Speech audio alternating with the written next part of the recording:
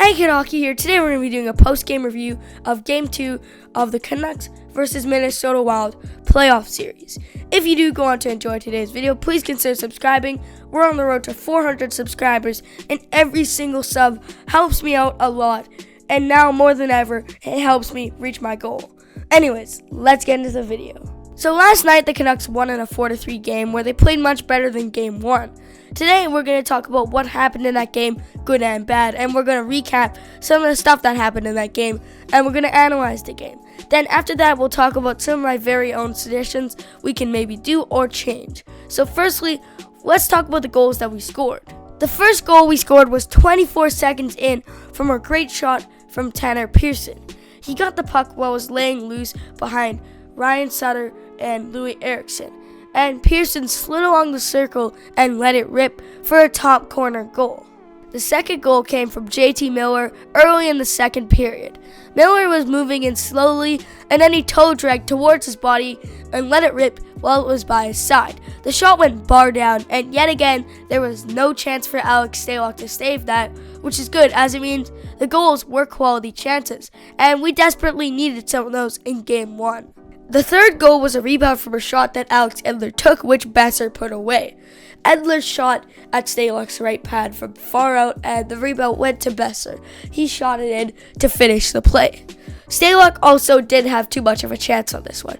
Of the three so far, this one was probably the one where he was most likely to save it, but it was still not a fluke goal. Now that we've summarized the goals scored and the quality of them, let's talk about the goals against. Last night we were outshot 35-28, but not outscored. Markstrom made 32 saves, and the first goal against was a shot from the left side, which was delivered by Luke Kunin.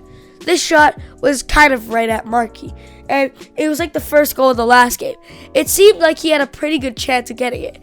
Yes, it may have been a bit too fast, but I still think he probably could have had that one. Today, Markey looked a little shaky again.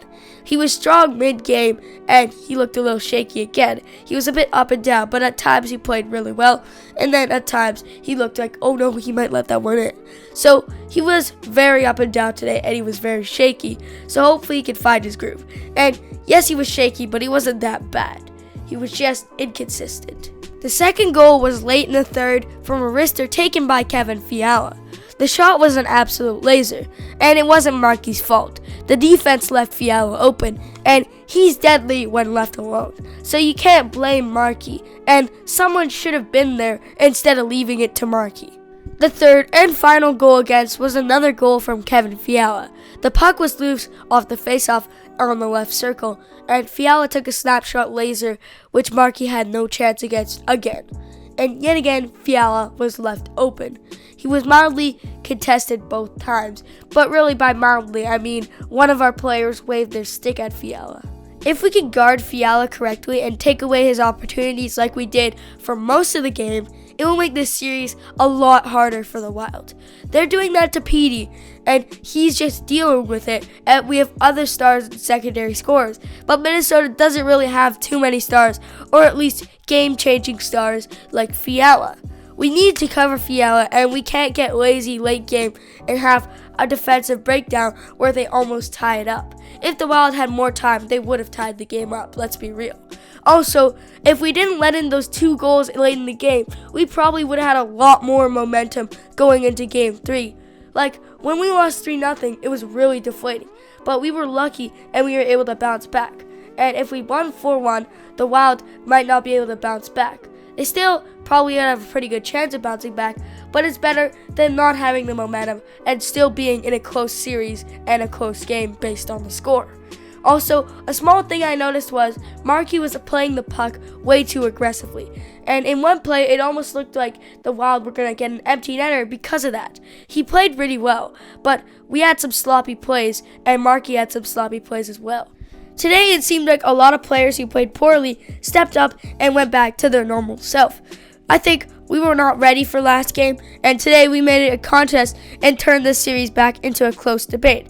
I think Tanner Pearson specifically stepped up last night, and he didn't make many dumb penalties, but he was responsible for leaving Fiala open on the last goal, but he still played pretty well, and he was actually just firing the puck at the net, which we needed to do, and he played 100% better than the last game.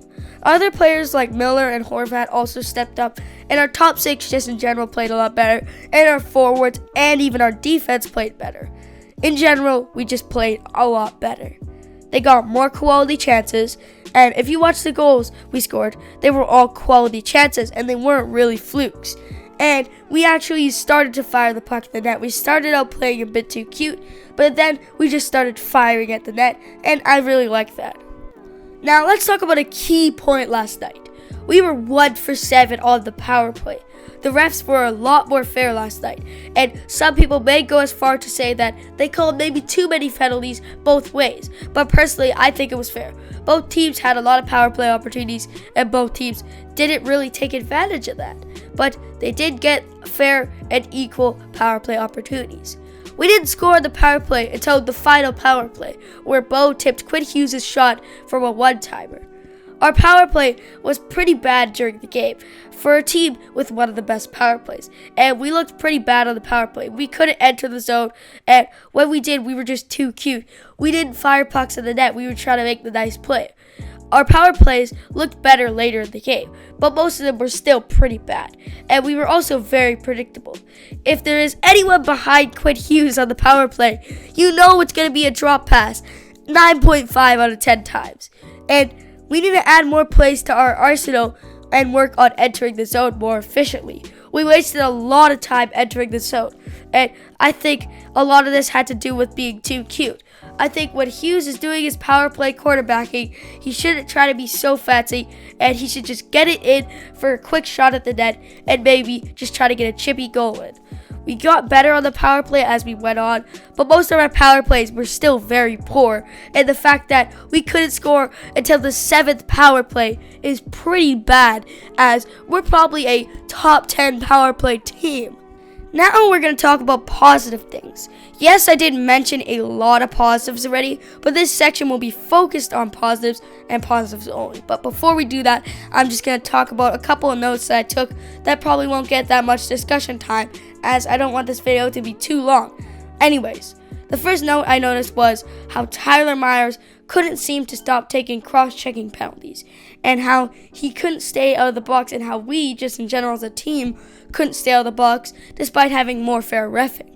Myers took a lot of bad cross-checking penalties, including one which could have been a power play if he didn't cross-check Joel Eriksson after Eriksson cross-checked Bo near the end of, I believe, the second period. We were lucky that the Wild didn't cash in on the power plays we handed to them, and vice versa, as they also handed us quite a few. And if Myers didn't cross-check Eck, we could have probably had a power play, and maybe, probably not though, based on just our power play performance last night, but maybe had a goal. Another quick note that I took that I want to mention is PD seemed to stick up for himself again and still compete like one of our best forwards. Yes, PD struggled to score, but he still managed to look deadly and create plays, while the Wild, who have one of the best defensive cores, tried their very best to contain him. I like to see him stand up for himself, but Miller should also enforce him. And my idea of Ferland on the top line looks like it's never going to happen, as Besser played well, which I was hoping would happen, and Ferland may be injured, which sucks. Also, the Ferland top line thing was just a mild suggestion. It's definitely not my top idea, as I'd prefer the Lotto line to stay together, but someone needs to stick up for PD. Whether it's a defenseman, Brock, or JT, someone needs to do it. That is a big key thing, and if they could stick up for PD and let him cut loose, that could be series changing. Also, something that was bad was the fact that Roussel and Ferland both got injured. These guys are supposed to be our energizers, so unless they come back, we're going to have to fill in the holes with someone like Jake Virtanen, who played very well last night and might have to step up and be our enforcing guy, or someone maybe like Zach McEwen or Tyler Mott, because all those guys can lay hits, and they all sort of fit the criteria, and most of them can score. Before we move on to the positive focus notes, I just need to mention one thing, and that is Virtanen and Louis were played last night. Virtanen was subbed in for Tyler Toffoli, and Sutter was played as the third line center. Eriksson was subbed in for Adam Gaudette. So yeah, Sutter was playing as a center, as I mentioned, and Louis was actually the second line winger, and Virtanen was a fourth line winger, but he moved up to the third line, and he could still keep moving up. Toffoli also may be out for a while, which is really bad as he's a key player, and he will be reevaluated before Game 3, and hopefully he'll be okay, but if not, that's going to be a huge loss. Anyways, let's move on to the positive notes. Now let's move on to some of the positive notes. Firstly, let's continue on the topic of Jake Virtanen. Virtanen was very good last night, and for someone who had a horrendous training camp, apparently, he played really well. He was good offensively, and he looked like he was going to shoot, and he looked like he was trying his very best to score. He was moved up the lines, and we may see him on the second line if Toffoli isn't back soon. Also, the fact that we're subbing in a 24-goal scorer for an 18-goal scorer is pretty reassuring, as it looks like Jake Virtanen will probably be able to somewhat fill Toffoli's hole in terms of scoring.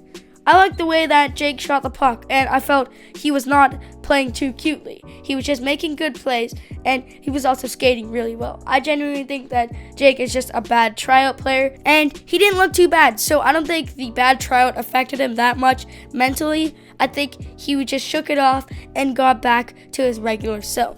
I know I may sound redundant after a couple of these notes because I sort of sprinkled them in earlier in the video, but I really liked how we finally got some really good quality shots, as last game we didn't really have any. We seemed much better last night, and our forwards came through. Most of our defenders looked better, and Markey looked slightly better. Everyone, including Travis Green, seemed pretty happy and positive about last night's game. And I think, despite giving up 2 late goals, we will still have some momentum going into the next game. It will probably just be the players having a positive attitude. Well, that's still better than nothing, and it's better than being down in the dump after getting rocked. The final suggestion is another pretty unlikely one, and that is bringing Julevi into the lines. It looks like before the series they were maybe going to put him in, but now since we look nervous in game 1, I don't think we're going to take any chance with subbing veterans out for extremely inexperienced players, and especially in Julevi's case, as he has 0 regular season games under his belt in 4 years, and it's not like he hasn't had the chance to play. But if Vandenberg doesn't play well, and if Stetcher or someone else doesn't play well and they don't like the way they're playing, maybe they'll put Julevi in, but it is a little risky. So it's very unlikely, but it's still a possibility, and honestly, it could pay off as he may have some untapped potential tucked away. So it depends on if we're willing to take a risk, and honestly, I don't know if the payoff will be worth it, but it might, and it could actually end up being a very good thing, and we could actually benefit a lot from this, but it's very risky, and the payoff is not the most likely thing. After the first game, I said that they were both equal and they both make the same impact, but Mott continued to not make any impact, so maybe putting McEwen in could help. And I heard all about McEwen's amazing training camp performance and how he could overtake Jake, but we haven't even seen him play a single game. If McEwen can regularly play as good as Mott, why not put him in and see if the rumors of his amazing training camp were true? And yes, it's a little bit of a risk, but the risk could pay off. And why not put him in? Because he's just as good as Mott, and he could have that extra payoff if he actually was better after the training camp. Now, the next idea is moving a tougher player to the top line to enforce PD. This idea I mentioned last time, and I'm mentioning it yet again, and it seems to actually be losing traction because of Brock's good performance, but it's still a possibility. And if the PD stuff continues and gets worse to the point where he can't perform properly, then they should use this idea. With Furlan and Roussel potentially being out and Jake Virtanen being the only tough guy really in, they could call him to the top line. Yeah, he did have a bad training camp, and it would be kind of ironic to put him on the top line after saying he had a bad training camp, but honestly, who really cares? And he isn't going to be there primarily because of his skill. He is going to be on the top line because he's big, tough, and intimidating and physical, not because he's a spectacular player. Also, I think JT Miller may be able to enforce PD on his own, and Brock could also use his size to lay a couple hits and enforce PD as well. Worst case scenario, if they don't enforce PD, they move Brock down and they move up someone like Jake or Roussel or Furlan if those two are okay, and they move one of those three up to the top line. We have yet another repeating idea, and that is to remove playtime when non-star players take dumb penalties. If possible, they should just maybe reduce playtime from players who took dumb penalties in previous games, or let them sit out 1 or 2 shifts in the early game. But if they do this, they obviously have to make sure they don't make other players on their lines suffer. So if they do that, they obviously have to make them sit out without their line mates and let their line mates play with someone else. And if they do this, they also have to do it in a non-risky time. They have to do it when they have a lead or when it's early game. They can't do it when it's tied, late game, or something like that. And they also shouldn't bench players who would provide a scoring edge late in the game. So it's a pretty risky strategy, but I think maybe just earlier on the game, players who took penalties in previous games shouldn't get too many earlier shifts unless we really need them, because we can't allow these dumb penalties, and we need to teach our players a lesson, and they will learn from reduced playtime. A lot of my suggestions I mentioned earlier in the video, but this one is a really important one, and I want to mention it again. And the suggestion is adding more power play plays. And no, that doesn't mean drawing penalties. That means literally adding more plays to our arsenal. And we need to become less predictable, as we use so many of our main plays and we just reuse them over and over again, and we don't have that many plays. Like, we've used the power play drop pass zone entry like a million times, no joke, probably in like the past 3 years. It's like our signature move at this point. We need to add some extra plays, especially to the power play, to change things up once in a while and make it more effective. Also, we need to play less cute and more simply. The final suggestion is another pretty unlikely one, and that is bringing Julevi into the lines. It looks like before the series they were maybe going to put him in, but now since we look nervous in game 1, I don't think we're going to take any chance with subbing veterans out for extremely inexperienced players, and especially in Julevi's case, as he has 0 regular season games under his belt in 4 years, and it's not like he hasn't had the chance to play. But if Vandenberg doesn't play well, and if Stetcher or someone else doesn't play well and they don't like the way they're playing, maybe they'll put Julevi in, but it is a little risky. So it's very unlikely, but it's still a possibility, and honestly it could pay off, as he may have some untapped potential tucked away. So it depends on if we're willing to take a risk, and honestly I don't know if the payoff will be worth it, but it might, and it could actually end up being a very good thing, and we could actually benefit a lot from this, but it's very, very risky, and the payoff is not the most likely thing. Anyways, thank you for watching until the end of today's video. Sorry that was so long, but if you did enjoy it, please consider subscribing. Tell me reach 400 subscribers. Anyways, until next time, bye.